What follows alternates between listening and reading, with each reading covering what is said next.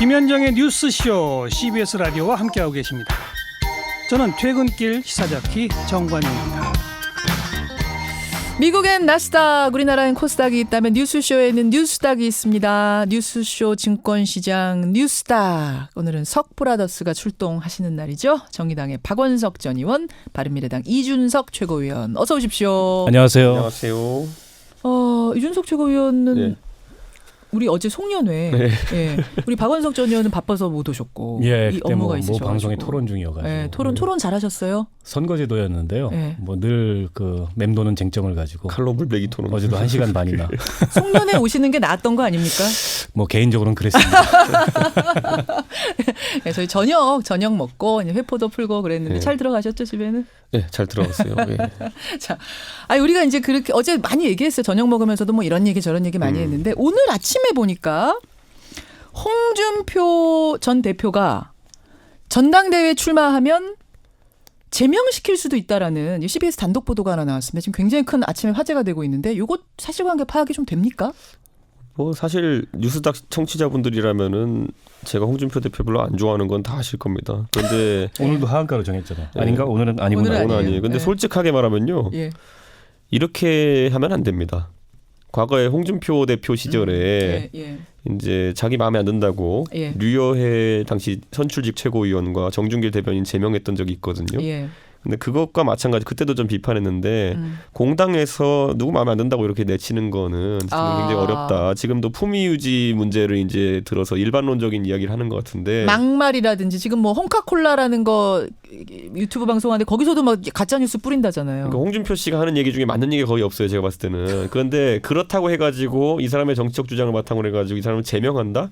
저는 옛날에 통진당 해산 절차 할 때도요. 제가 보수 정당에서 거의 유일하게 이렇게 해산해서 안 된다고 제가 얘기했었거든요. 그게 뭐냐면은 정당도 그렇고 정치인도 그렇고 선거로 심판해서 없어지는 건 내가 이해하겠지만은 뭐 법적 절차로 이렇게 해서 보내는 순간부터 그 사람에게 오히려 그 집단에게 명분을 준다. 개인의 호불호 문제가 아니다 이거. 우린 탄압당했다 이런 이미지를 주는 거기 때문에 저는 지금 홍준표 대표 이거 기사 즐기고 있을걸요? 왜냐면 본인이 탄압받는 이미지. 그거 굉장히 얻기 힘든 이미지입니다.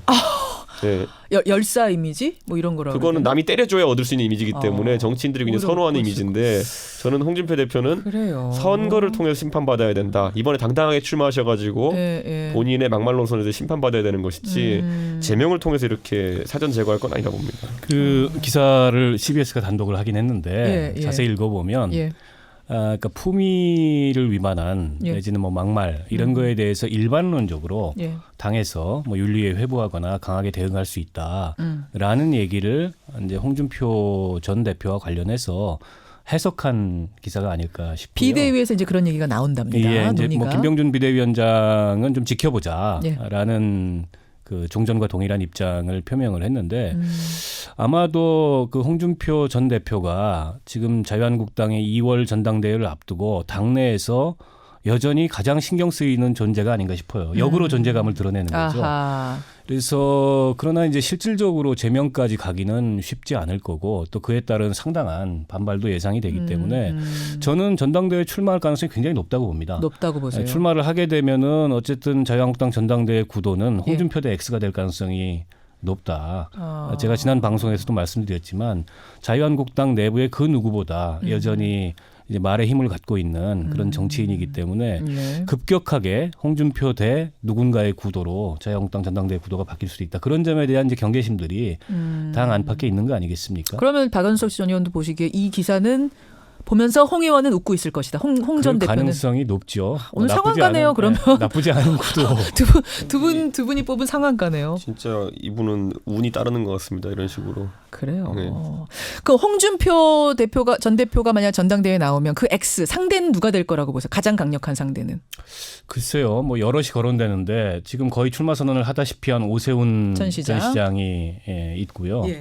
그 이외에 뭐 정우택 의원이라든지 뭐 김진태 의원이라든지 여러 명이 거론되는데 제가 이제 홍준표 대 X라고 말씀드린 거는 어쨌든 그 구도의 절반 정도는 홍준표 전 대표가 가져갈 거다. 그렇게 봅니다. X는 아직 모르겠다. 김문수 지사도 나온다고 하고요. 그러니까 이 선수가 축구장에 있으면 홍준표 대표가 축구장에 있으면은 뭐 공 넣으러 앞으로 가는 건 아닌데 혼자 자꾸 앞으로 갔다 뒤로 갔다 하면서 관심을 끌거든요. 그렇기 때문에 경기 자체에는 상당한 영향을 미칠 것으로 좀 보입니다. 저는. 듣다 보면 이게 칭찬인지 욕인지 잘 모르겠네요. 저희는 항상 긍정적인 면을 이야기하고 있습니다. 자, 홍준표 전 대표 얘기 잠깐 해봤고 두 분이 꼽아오신 상한가는 따로 있었거든요. 네. 오늘 지금 시간이 많이 남진 않았는데 하는 데까지 하고 안 되면 우리 댓글쇼로 쭉 밀고 갈게요. 알겠습니다. 자, 이번 주 하한가부터 보겠습니다. 먼저 확인부터 하죠. 박원석 전 의원. 저는 청와대일 것 같습니다. 청와대 하한가. 네. 자, 이준석 최고위원. 저는 김병준 위원장. 김병준 위원장. 네. 김병준 위원장 하한가? 조강특위 발표하고 인적쇄신 했는데? 제가 이제 계속 비유하는 게요. 이게 21명 명단 보면서 저는 생각보다 의미 있는 명단이다 이런 생각했어요. 근데 이게 뭐냐면은 이제 크리스마스가 다가오잖아요. 예. 양말을 열어봤더니 안에 추석 선물 세트가 들어있는 거예요. 그게 무슨 말씀이에요? 이 명단은 3개월 전에 김병준 비대위의 시작과 함께 우리는 이런 집단이다는 걸 알리기 위해서 내놨으면 괜찮은 명단이었어요. 추석쯤에. 저는 지금 무슨 말씀인지. 근데 철진한 얘기란 얘기죠. 너무 늦게 왔어 이 명단이. 너무 늦게 나타났다. 이제 전당대회 코앞인데. 나경원 대표 선출되고 이제 비대위는 이제 좀 페이드 아웃 해야 되는 상황 속에서 이 명단 들고 나왔기 때문에 말씀이시구나. 저는 추석 선물 세트가 너무 늦게 도착했다. 너무 지금은 늦게 크리스마스 선물 세트가 와야 되는데.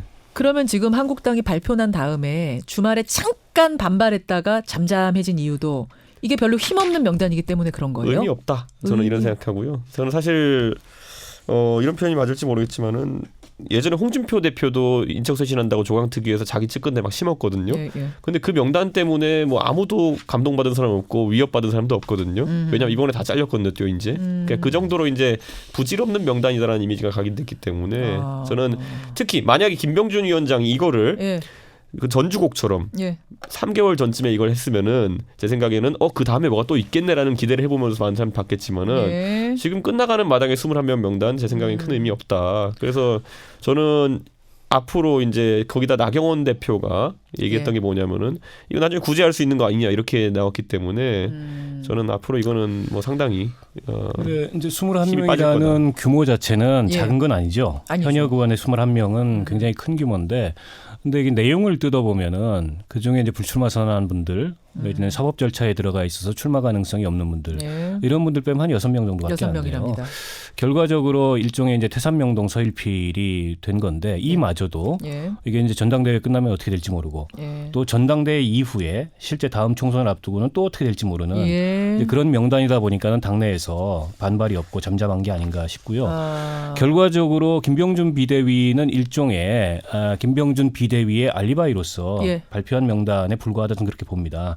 이준석 위원도 좀 전에 얘기했지만 알리바이. 초기에 이런 걸 했다면은 상당한 이제 당내 긴장감을 불러일으키면서 비대위가 명실상부한 그런 권한과 힘을 가졌을 텐데 이게 다 끝나가는 시점에서 아무것도 안 할 수 없고 이것마저도 안 하고 가면은 전원책 변호사 자른 것밖에 없어요. 비대위가 한 역할. 한 일이라고 기억나는 건 그거밖에 없어요. 결과적으로 이제 이른바 비대위의 이 알리바이로서 나온 명단에 불과하고 당내에 저걸 가지고 누가 긴장을 할까요? 제가 보기에는 아무도 긴장하지 않는 그런 인적쇄신안이 돼버렸다. 우리는 나비효과 같이 지금 모든 게 전원책 변호사로부터 시작된 것의 결과를 지금 보고 있는 게 뭐냐면요. 전원책 변호사를 그때 이제 해촉하면서 급하게 김용태 그다음에 사무총장이 가가지고 우리 인적쇄신 기준 이거다라고 이제 밝힌 거거든요. 왜냐 전원책 변호사 통해서 하려던 게 이거다. 왜냐하면 전원책 변호사 밖에 나가가지고 계속 이제 다른 얘기 하니까 그걸 밝히기 위해서 했고, 근데 그게 결정적으로 뭐냐면은 그 원내대표 선거에 영향을 끼칩니다. 그때 김용태 사무총장이 가가지고 뭐 진박행위자 뭐 처벌하겠다 이렇게 했잖아요. 그 말 듣는 순간 친박의원들 같은 경우는 나경원으로 대동단결 이렇게 된 겁니다. 그러니까 저는 이 비대위의 처음에 그러니까 추석 선물 세트가 안 온 것 때문에 지금 여기까지 왔다. 저는 그래서 비대위는 그게 참 뼈 아플 것이다 이런 생각합니다. 타이밍 놓친 게. 제가 비대위 해봐서 알잖아요. 전문가잖아요. 비대위. 아니 초장의 분위기를 잡아야 됩니다. 비대위. 초장에 왜 못했어요? 근데 피 안 묻히려고 하다 보니까. 그걸 좀 더 크게 쇼를 하려고 이제 전원책이라는 이제 또 인물 사성을 가진 인물까지 들어오고 하려고 하다가 꼬인 겁니다. 스텝이 이게. 꼬였군요. 자, 근데 제가 지금요 상한가 하한가 쭉 적혀 있는 걸 뒤에 좀 슬쩍 보니까. 박원석 전 의원의 상한가가 나경원 원내대표예요. 그럼 한국당 얘기를 하는 김에 쭉 더 밀고 나가 볼까요? 아무튼 뭐 최근에 가장 주가가 급등한 정치인 중에 한 명이죠. 삼수 끝에 원내대표에 당선이 됐고 언젠가 우리가 이 방송에서도 얘기했지만 자유한국당 내에서는 당내 경선에서 나경원 의원한테 지는 사람도 있냐라는 얘기가 나올 만큼 선거 운이 안 따랐었는데 이번에도 뚜껑을 열기 전까지는 저런 정도의 표차로 이기리라고 아무도 생각을 못했던 상당히 거죠. 큰 표차예요. 저는 이제 두 가지 이 계기가 있었다고 보는데 좀 전에 얘기했듯이 비대위가 삐걱대면서 어쨌든 그동안에 숨죽여 있던 친박들이 그쪽으로 결집한 효과도 하나 있고 또 하나는 소위 말해서 이제 복당파 내지는 현재로서는 당내 주류라고 볼 수 있죠. 거기서 후보를 잘못 낸 게 아닌가. 김성태 의원 같은 경우에는 이제 본인은 들깨다. 이런 표현을 했는데 맞아요. 김학용 의원이 출마하면서 나는 사냥개가 진돗개가 되겠다 이렇게 얘기를 했어요. 그런데 자유한국당 내 의원들은 진돗개가 아니고 사냥개로 본 거죠. 사냥개는 목줄이 달려 있습니다. 누군가 목줄을 이제 풀었다 쥐었다 하는 건데 그거에 대한 경계심이 있었던 게 아닌가. 그래서 김학용 의원이 이제 3선의 국회의원이긴 하지만은 김무성 계의 행동대장으로서의 인상이 굉장히 강하거든요. 거기에 대한 반발심. 그 뒤에 있는 이제 김무성 의원의 그림자에 대해서 어떤 경계심 이런 것들이 복합적으로 작용을 하면서 결과적으로 예상하지 않았던 그런 표차를 낸 게 아닌가 싶어요. 그러니까 결국 이제 나경원 원내대표의 리더십의 요체는 이른바 이제 당내 통합. 이걸 어떻게 이뤄낼 건가가 관건일 것 같은데. 그렇죠. 근데 2월 전당대회가 목전에 있어요. 그래서 자칫하면은 2월 전당대회까지 그야말로 제한된 천하가 될 가능성이 굉장히 높다. 2월 전당대회 때 전당대회로 뽑힌 지금은 이제 유일한 직선 권력이잖아요. 자유한국당 내에서. 원내대표가. 당대표가 들어오면은 과연 이제 나경원 대표가 어느 정도의 리더십을 발휘할 수 있을까? 라는 게 이제 앞으로 이제 우리가 좀 지켜봐야 될 관측 대목이겠죠. 이 와중에 한국당의 이학재 의원이 넘어왔잖아요. 바른미래당에서. 그래서 좀 바른미래당 얘기를 좀 하고 싶은데 요 얘기 잠깐 좀 우리 댓글쇼로 남겨두고 바른미래당에서 어떻게 이 상황을 바라보고 있는 건지 좀 남겨두고 하한가 아까 박원석 전 의원의 하한가가 청와대였어요. 근데 보니까 이준석 최고위원의 상한가가 김태우 수사관이죠. 전 특별감찰관 원을 골라오셨어요. 혹시 같은 얘기입니까 이것도? 뭐 비슷한 맥락의 얘기죠. 서로 다른 곳을 주목하고 있는 거지만. 자, 박원석 전 의원 어디 주목하시는 겁니까? 저는 이제 최근에 청와대의 전반적으로 돌아가는 상황을 보면서 이분들이 탄핵을 바탕으로 만들어진 정권이라는 것을 때때로 잊는 건 아닌가 이런 생각이 듭니다. 왜 그러냐면 무슨 말씀이세요? 이게 한시도 경계심을 늦출 수 없는 살얼음판 위에 있는 거거든요. 그만큼 이제 국민의 기대가 높지만 그 기대가 조금만 충족되지 않을 때 굉장히 큰 실망으로 돌아올 수 있고 특히 이제 전임 정권과의 차별성이라는 측면에서 또 다른 측면에서는 정권 밖에 굉장히 강력한 한 맺힌 사람들 내지는 정치적 반대자들을 두고 있다는 거예요. 때문에 이제 정권 내부의 긴장감들이 굉장히 높아야 되는데 이번 사건만 보더라도 물론 이제 김태우 수사관이라는 분의 말을 사실은 뭐 반도 믿을 수가 없습니다. 어떻게 보면은 본인이 사고치고 정치적 희생양 만들고 희생자 코스프레 하는 것으로 보이는데 그렇다 하더라도 청와대가 검찰에서 파견된 6급 수사관 하나에 저렇게 휘둘릴 문제인가. 그거는 역설적으로 그동안의 민정수석실의 업무 체계가 얼마나 허술했으면 그리고 특별감찰관 운영이 감찰반 운영이 얼마나 허술했으면 그리고 그에 대한 업무 장악력이 얼마나 떨어졌으면 이런 일들이 빚어지고 있는지 지금 어떻게 보면 사후 해명을 하느라고 허둥대고 있어요. 저 6급 검찰 수사관 입 하나에 이것만 보더라도 지금 청와대가 긴장감이 많이 떨어졌다. 이렇게 정부 운영해가지고는 저는 이 촛불 정권이라는 그런 어떤 정권을 만든 사람들의 기대감에 부응하기조차 어렵다. 이준석 최고위원.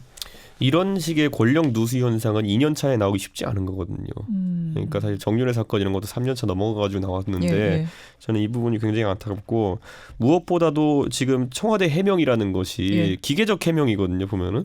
그렇게 보세요. 예를 들어 비트코인 보유 정보를 왜 수집했냐 그랬더니만 정책 수립을 위해서 했다. 갑자기 폭등해서 가격이. 그러니까 이준석이 비트코인을 가지면 비트코인이 좋은 거고 아니면 안 좋은 겁니까? 개인의 보유 현황이 왜 중요한 것인가에 대해서도 해명을 못 하고 있고.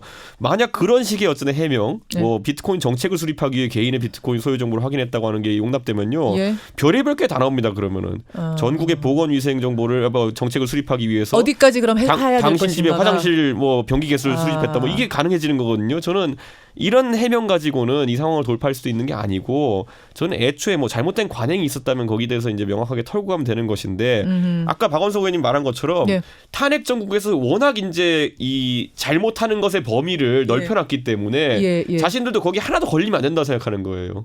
그렇기 때문에 굉장히 해명이 자체가 지금 기계적으로 국민 정서와 닿지는 않는 해명들이 나오고 있다. 저는 그게 좀 안타깝습니다. 알겠습니다. 오늘 이 문제는 여야 통해서 일부에서도 좀 짚어봤었거든요. 여러분들이 댓글도 많이 주고 계시는데 일단 뉴스쇼 본방송 여기서 줄이고요. 유튜브 댓글쇼에서 두 분 시간 괜찮으세요?